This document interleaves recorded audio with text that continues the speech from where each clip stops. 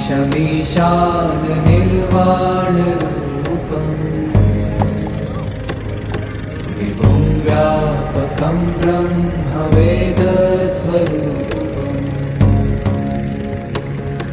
निजं निर्गुणं निर्विकल्पं निरीहम्